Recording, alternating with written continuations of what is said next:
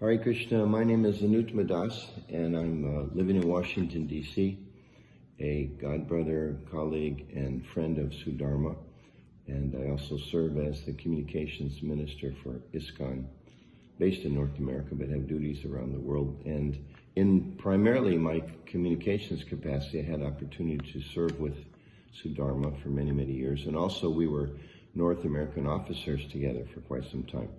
So just to touch on a few things that I remember and really appreciate about her contributions. First, she really was a pioneer in many ways in ISKCON. Of course, she was a devotee fairly early on. She's a disciple of His Divine Grace, Srila Prabhupada. But particularly I want to mention about her leadership capacity. In the days that she was a North American officer and later, of course, minister of the Vaishnavi minister, she really was cutting edge in terms of taking responsibility and leadership in an era that not very many women were taking responsibility. They certainly had the capacity and the desire, but there were not a lot of women in leadership roles within ISKCON at that time. And Sudharma really was a pioneer in that. She was a person who was very determined, very practical. I always remember how Sudharma was so very, very practical. And in the same context, very realistic in the sense that she had an understanding of what was possible to be accomplished in any given time. She was idealistic in the sense that all devotees are idealistic. We have our understanding, our faith in Krishna as the Supreme Lord, and He's watching after us, and we have very high goals given to us by Srila Prabhupada and by His inspiration.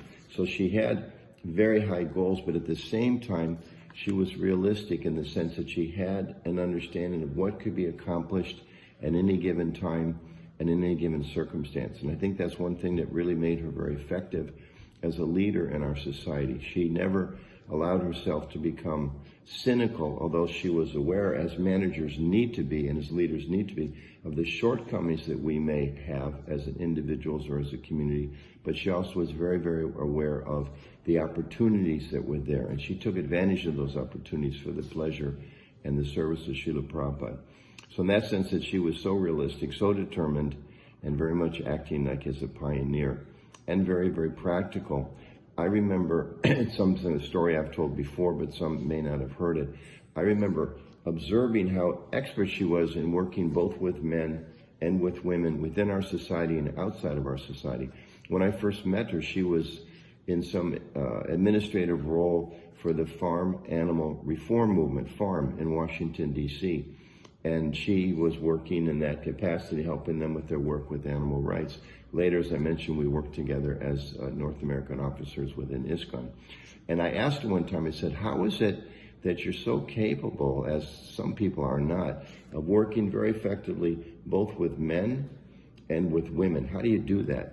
And she responded practically without even having to give it an extra moments of thought. It was just came right out. This is like what she does. She said, it's easy. She said, when I speak with men, I ask them, what do you think about this? And when I'm working with women, I ask them, what do you feel about this?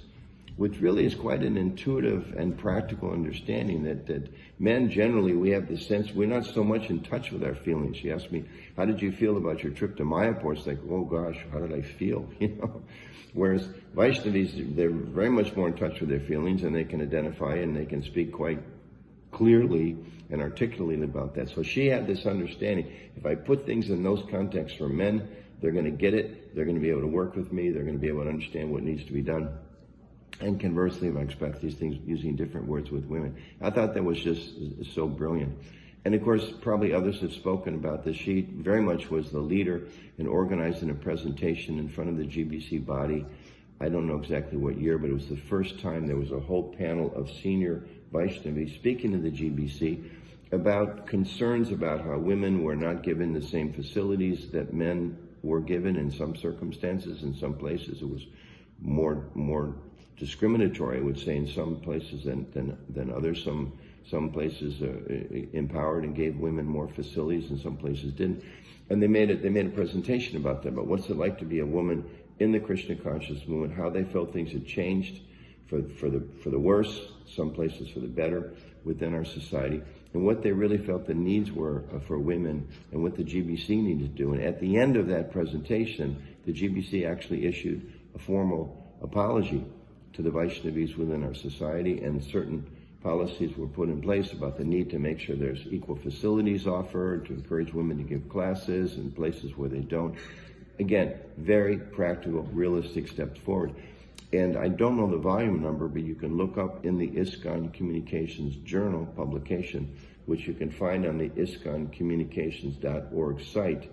Many of the previous volumes are there. And you can look up that ICJ, or ISKCON Communications Journal, that volume with the different presentations that were made by leaders in our society. I believe, from memory, Jamuna was there, Vishaka was there, I believe Rukmini made a presentation, certainly Sudharma made a presentation. I think Sitala also made a presentation. All very, very senior, highly respected ladies, Vaishnavis within our society. And I think that was something that had a very significant contribution. I would advise, recommend that every devotee in ISKCON, new, old, manager, leader, participant, congregation, temple resident, anyone who's doing any kind of outreach within our society, all should read that article and have a sense of some of the really great contributions that women have made to our society, and how sometimes we allow ourselves to fall into it, but we preach against it every moment practically. We still tend to fall into a bodily conception of life, about who can do what limitations we may have based on our gender, based on our ethnicity, our national origin, or even sometimes our religious origin. And those, of course, don't align with what Krishna has taught and what Srila Prabhupada wanted for his movement. So I really think that would be a wonderful thing to read. And when you read that, please keep in mind this was the brainchild of Sudharma Devi Dasi. So we all have